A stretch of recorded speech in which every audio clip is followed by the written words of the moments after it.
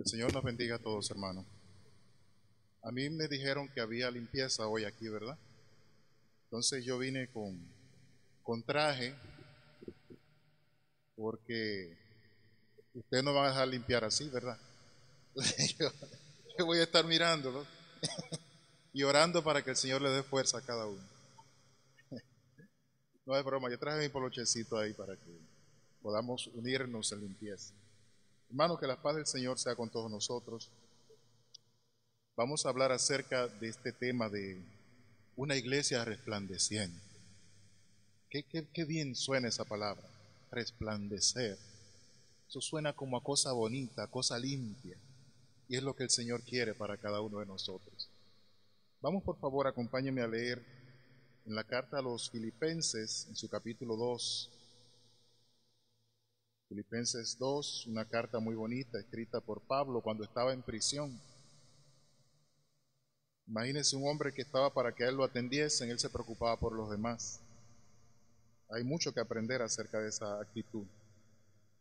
Filipenses capítulo 2, versículo 15. Vamos a leer desde el verso 12, por favor. Dice: por tanto, amados míos, como siempre habéis obedecido, no como en mi presencia solamente, sino mucho más ahora en mi ausencia, ocupaos en vuestra salvación con temor y ¿qué? Y temblor. Porque Dios es el que en vosotros produce así el querer como el hacer por su buena voluntad. Haced todo sin murmuraciones y contiendas, para que seáis irreprensibles, que nadie tenga que señalarnos con el dedo, y sencillos hijos de Dios, sin mancha en medio de una generación maligna y perversa, en medio de la cual resplandecéis como luminares en el mundo. Qué bonita palabra, ¿verdad? Y ese consejo que se da a los filipenses también nos toca a nosotros por extensión. Dame un segundito para poner el cronómetro acá y no pasarme de las 2 horas que me asignaron. Yo sé que esa fue una risa nerviosa la de usted. No se preocupen. Bien, hermanos, luminares en el mundo. ¿Cuál es el contexto aquí? Filipo era una ciudad que para ese momento estaba claramente gobernada por el Imperio Romano, pero tenía su historia ya dentro del mundo helénico, el mundo griego, y ellos en esa región estaban muy salpicados de costumbres, de tradiciones, de religión falsa, de ídolos. Incluso en la ciudad de Filipos había hasta un templo dedicado al héroe, al fundador de esa ciudad. Hasta eso adoraban. Es como que aquí a Juan Pablo Duarte se le haya hecho un templo para ir a adorar a Juan Pablo Duarte. Eso tenían ellos ahí. Entonces la iglesia vivía en medio de esa situación y tenían ellos que ser luz en medio de esa oscuridad. Nosotros también estamos viviendo en medio de oscuridad y para nosotros los dominicanos es muy fácil relacionarnos con eso porque la luz se sigue yendo todavía a estas alturas del juego. Y qué lindo cuando, ustedes recuerdan cuando éramos niños que llegaba la luz y todo el mundo aplaudía. Yo creo que por eso lo hace el gobierno, para darnos alegría al pueblo. Pero hermanos, así vivían estos hermanos nuestros del primer siglo, con una nueva fe, una nueva creencia, con un amor nuevo, viviendo en medio del lodo. Y así estamos nosotros también. Sin embargo, en Pablo había un sentido de gratitud muy profundo hacia los filipenses. Y también había alabanzas. Cuando uno lee completa esta carta, uno se da cuenta la gran estima en que Pablo los tenía a ellos. Vamos por favor a leer en Filipenses 1, versículo 3. Dice Pablo a ellos: doy gracias a mi Dios siempre que me acuerdo de ustedes, siempre en todas mis oraciones rogando con gozo por todos ustedes, por vuestra comunión en el Evangelio desde el primer día hasta ahora. Pablo estaba gozoso porque ellos conservaban la comunión en el Evangelio, conservaban la fe, eran personas que se esforzaban por hacer la voluntad de Dios. Y aunque Pablo estaba preso, esto lo llenaba a él de gozo porque ellos estaban brillando en ese respecto. Estaban portándose bien conforme a la fe que les había sido comunicada. Luego también en el capítulo 4, versículo 10, Pablo se alegra de que ellos habían revivido su servicio en favor de ellos. Es decir, Pablo estaba preso, pero ellos desde ahí le mandaban ayuda al apóstol Pablo. No simplemente le decían, hermano, nosotros te amamos, hermano, que te vaya bien, que Dios te fortalezca, que el Señor te ayude, sino que sacaban de lo que Dios le prosperaba a ellos y le enviaban su ayuda a Pablo porque él estaba necesitado en ese momento. Y esto para Pablo significó que ellos estaban dando fruto y estaban brillando en ese respecto también. Filipos fue la primera ciudad en Europa en recibir el Evangelio. Fue donde primero se fundó una iglesia del Señor en esa ciudad, en toda Europa. Recordamos Hechos capítulo 16. Recordamos la historia de Lidia, la vendedora de púrpura, una mujer pudiente. Recordamos el carcelero de Filipos y su familia que fueron bautizados. Fueron los primeros frutos allí. Y de ahí en adelante la iglesia crece para gloria del Señor. Sin embargo, Pablo les exhorta a ser luminares en el mundo. Luminares en medio de una generación que era maligna y perversa. Ahora, hermanos, Dios es luz. Así nos dice Juan capítulo 1, versículo 5. Primera de Juan 1, 5. Y Él que es luz, quiere que también nosotros seamos luz. Amén, hermanos. Así como Él dice, yo soy santo, sed por tanto vosotros. Y lo curioso es que a pesar de que no tiene masa, los agujeros negros atraen incluso la luz. Y se supone que solamente deben atraer a cuerpos con masa. Y atraen la luz también y se tragan todo eso. Lo hemos visto hasta en películas. Pero Dios, hermano, en Génesis capítulo 1, verso 16, vemos que Él creó la lumbrera mayor, que es el sol, ¿verdad?, para señorear sobre el día, y la lumbrera menor para señorear sobre la noche, que es la luna. Nosotros somos una especie de satélite en términos espirituales, porque no tenemos luz propia. La luna no tiene luz propia, sino que de noche refleja la luz que recibe del sol. Nosotros, al igual que la luna, debemos reflejar la luz que recibimos del Señor. La luz es de Él, no nuestra. Y tenemos que resplandecer, pero con la luz del Señor, brillar con la luz del Señor. En los últimos años se ha acuñado un término propio de las redes sociales que dice, fulano quiere brillar. ¿Han escuchado eso? Como que quiere aparecer en todas las fotos y todas las cosas. Quiere brillar. Bueno, nosotros debemos procurar brillar, pero con la luz del Señor, para que se vea la gloria suya, no la nuestra. Imitando a Pablo, incluso, que cuando fue por primera vez a la iglesia en Corinto, dijo, cuando yo fui a vosotros, me propuse en mi corazón simplemente predicar a Cristo crucificado. No fui con excelencia de palabras, con sabiduría humana, no fui a llantar. Yo fui a comunicarle sencillamente el poder del Evangelio. Y eso debemos hacer cada uno de nosotros. No caer en el error de algunos. He escuchado un par de testimonios de hermanos que han ido a una congregación en el interior del país, se han trasladado desde lejos y se sienten mal porque cuando llegan lo que les dan es una oración en los ministerios. Mira eso, si yo hubiera sabido. Los 14 al 16, el Señor les dice a sus discípulos y por extensión a nosotros también, en ese sermón maravilloso del monte, Mateo 5, 14 al 16, dice, ustedes son, ¿qué cosa? La luz del mundo. Una ciudad asentada sobre un monte no se puede esconder. Ni se enciende una luz y se pone debajo de un almud, de un mueble, de una mesa, sino sobre el candelero. Y alumbra a todos los que están en casa. Que muchas veces la casa de los judíos no es como nosotros, que tenían varias habitaciones. A veces era una sola habitación y la luz había que ponerla en medio para que alumbrara todo. Así alumbre vuestra luz delante de los hombres, para que vean vuestras buenas obras. ¿Para qué? ¿Para ganarnos el aplauso? No, dice para que glorifiquen a vuestro Padre que está en los cielos. Es para eso. Que cuando una persona vea, oh, mira esa hermana cómo sirve a los hermanos, qué maravilloso es Dios, y la gente glorifica a Dios por esa hermana. Mira cómo Dios utiliza a ese hermano en tal o cual ministerio, gloria a Dios por eso, y Dios recibe gloria por eso, por la luz que está dando ese hermano. Eso es lo que debemos tener aquí grabado en nuestra mente.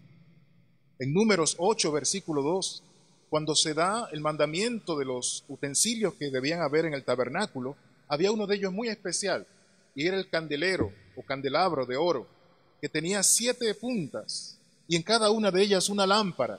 Y aquí en Números 8, versículo 2, la orden era que esas lámparas tenían que alumbrar hacia adelante.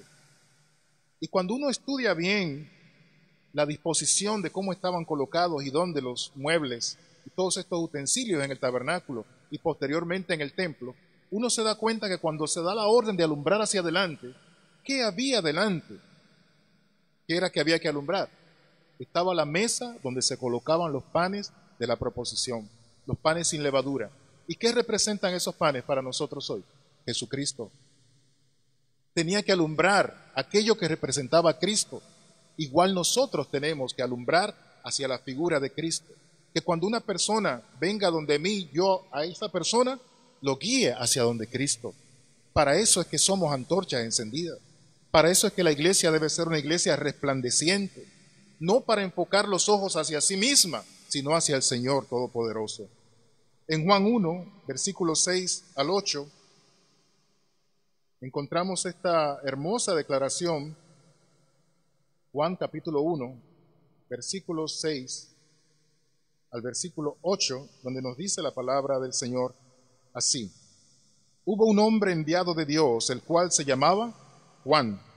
Este vino por testimonio para que diese testimonio de la luz, a fin de que todos creyesen por él. No era él la luz, sino para que diese testimonio de la luz. Él estaba consciente de que no era él. Incluso cuando quisieron venirle a meter celos, pero mira, allí está Jesucristo que está bautizando más gente que tú. ¿Cómo tú lo permites? No aparecen gente así, hermano, que nos quieren enchinchar la paciencia. ¿Y cuál fue la respuesta de él? No, eso está maravilloso, porque conviene que yo mengüe, pero que él crezca. Gloria al nombre del Señor. Hermano, ¿está creciendo Cristo en la vida de cada uno de nosotros? ¿Está menguando nuestro viejo hombre en cada uno de nuestros corazones? Es necesario que nosotros menguemos, pero que Cristo crezca en nuestros corazones. Por otro lado, también en el capítulo 5, verso 35, el Señor Jesucristo se refiere a este gran hombre de Dios, a Juan el Bautista. 5:35 de Juan dice acerca de él, refiriéndose a Juan, era antorcha que ardía y alumbraba, y ustedes quisieron regocijarse por un tiempo en su luz. Oigan, ¿con qué lo compara? Con el tema de hoy, de este retiro. Era una antorcha. Jesús da testimonio de Juan de que este hombre era una antorcha. ¿Podrá el Señor Jesús decir lo mismo de cada uno de nosotros? Que somos antorcha que alumbra en el barrio, en el hogar, en el lugar de trabajo, donde estudiamos, en la calle, que estamos llevando realmente la luz del Señor en esa antorcha encendida. Yo quisiera que el Señor hable de mí en esos términos y que con su Espíritu Santo me ayude a cumplirlo. Hermanos, la Biblia entera está llena de ejemplos y de relatos acerca de la luz. No vamos a ponerlos todos acá por razones obvias de tiempo, pero Moisés, recordamos, de lo cual nos habla 2 de Corintios capítulo 3, que él reflejaba la luz. Él tenía que cubrirse el rostro, porque cuando él bajaba de la montaña, de haberse pasado 40 días y 40 noches con Dios ahí, cuando él bajaba de ahí, su rostro bajaba iluminado y la gente se asustaba, porque en ese tiempo no había efectos especiales, ni maquillaje bonito, ni nada de eso. Y su rostro se iluminaba. ¿Por qué? Porque pasaba tiempo con Dios. Y si Dios es luz y yo paso tiempo en la luz se me tiene que pegar de alguna manera. Y a Moisés se le pegó la luz del Señor. Hermanos, no en los términos de Moisés, que físicamente brillemos, pero puede la gente darse cuenta por nuestro testimonio, por nuestra manera de hablar, de expresarnos, de conducirnos en la vida. La gente se da cuenta de que hemos pasado tiempo con Dios. ¿Estamos brillando de alguna manera ante las personas? ¿No para nuestra gloria? Recordemos que incluso cuando Pedro quiso negar a Cristo, ¿qué le dijo a una de las personas? Tú eres de ellos, porque incluso como tú hablas, eso te delata. Hermano, nuestra manera de hablar también refleja que tenemos la luz del Señor. Cristo, en Mateo 17, versículo 2, tuvo una transfiguración y Él comenzó a brillar su rostro, incluso sus vestidos se pusieron blanquísimos, brillaban, resplandecían en presencia de 3 de sus discípulos y allí ante la aparición de Moisés y de Elías en representación de la ley y de los profetas.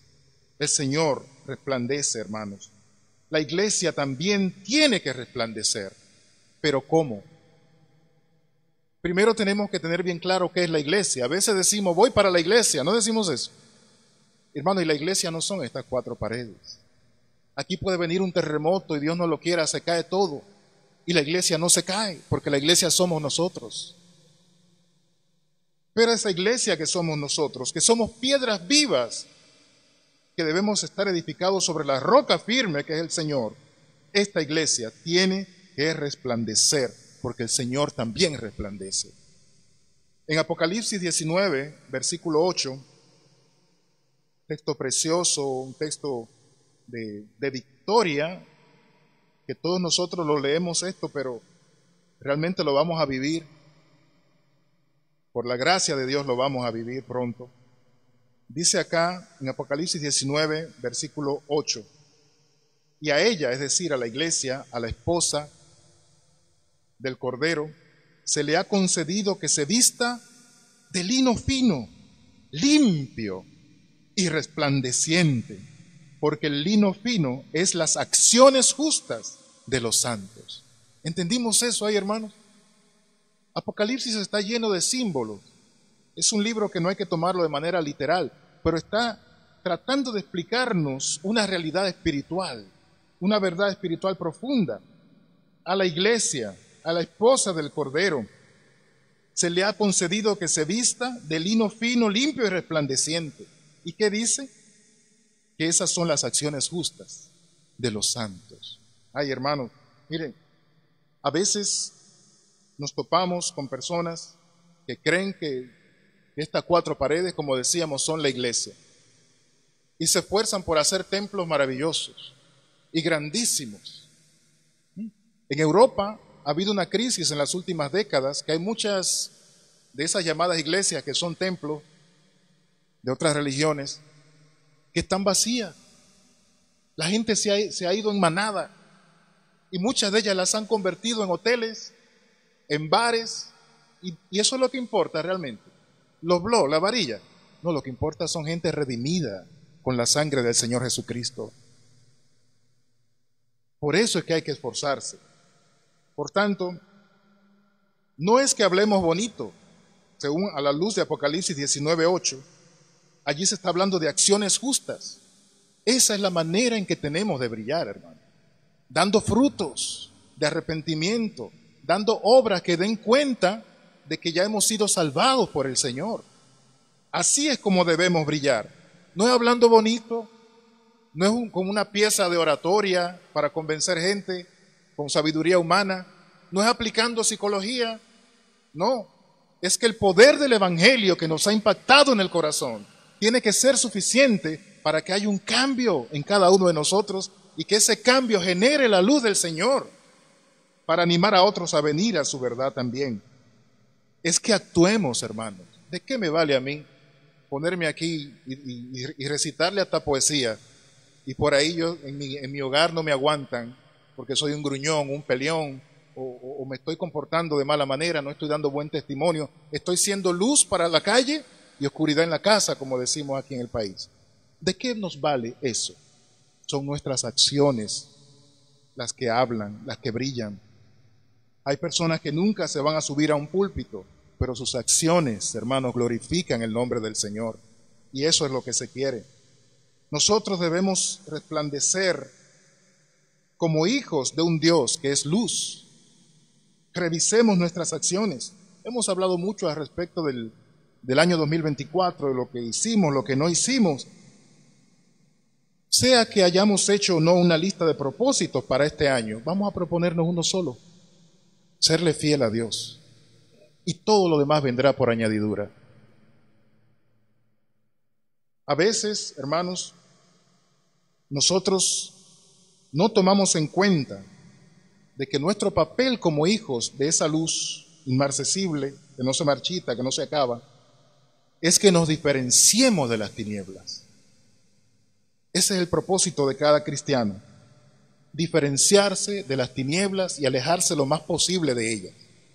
Recuerdan que pusimos el ejemplo del agujero negro que se traga la luz. Si cada uno de los hermanos, de los cristianos, de los hijos de Dios, se descuida y empieza a creer que por los años que tiene la iglesia, por el conocimiento que tiene, por lo chévere que es, puede acercarse a la oscuridad del pecado y no le va a pasar nada, se equivocó, porque esa oscuridad se traga su luz, se traga su gozo, se traga su esperanza, se traga su ánimo, y al final, ¿qué tenemos? Condenación. Y esta es la condenación: que la luz vino al mundo, pero los hombres amaron más las tinieblas que la luz, porque sus obras eran malas. Donde veamos la señal de pecado, vamos a alejarnos, hermanos. No estemos privando en guapo, ni en gente madura.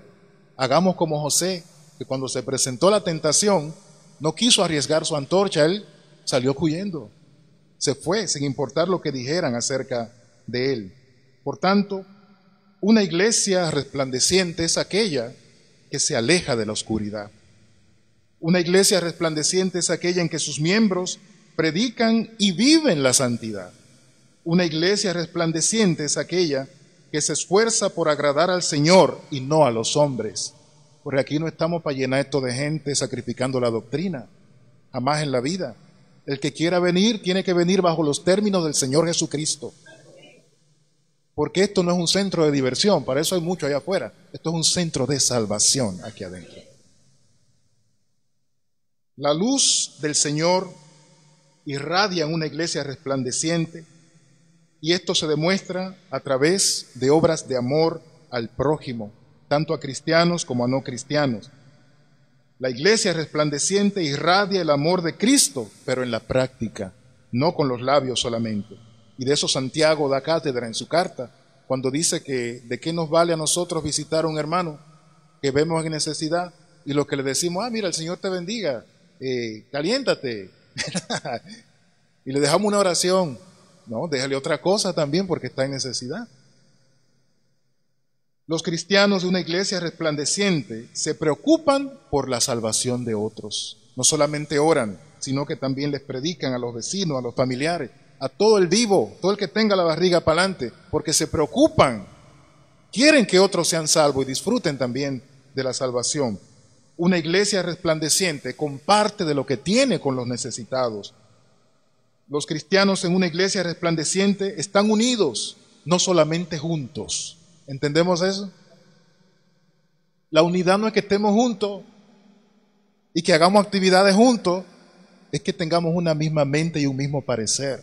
Y todos creamos una misma cosa. Esa es la verdadera unidad. Y es lo que tenemos que buscar. También una iglesia resplandeciente, los miembros allí no buscan lo suyo propio, sino que tratan de buscar el bien de los demás. Y una iglesia resplandeciente se guía por la Biblia, no por opiniones de hombres. Así debemos hacerlo cada uno de nosotros. Por tanto, Dios nos invita a todos a ser parte de esa iglesia, de esa eclesia en griego, que es una palabra que significa los llamados fuera. Preguntamos, ¿los llamados fuera de qué? Fuera del mundo, fuera del pecado. Dios hoy nos invita a cada uno de nosotros a salir del pecado y a venir a la luz del Señor Jesucristo. La iglesia, mucha gente dice que no salva, y eso es verdad. La iglesia no salva a nadie. ¿Cuántos creen eso? La iglesia no salva a nadie. Sin embargo, el Señor añade a su iglesia cada día a los que han de ser salvos. Hechos 2:47. La iglesia no salva a nadie, pero lamentablemente nadie que esté fuera de la iglesia se puede salvar. Porque por la iglesia que Cristo viene a llevarse a su pueblo. Entonces, si usted se quiere ir con el Señor, tiene que unirse al pueblo del Señor para que se pueda ir con Él.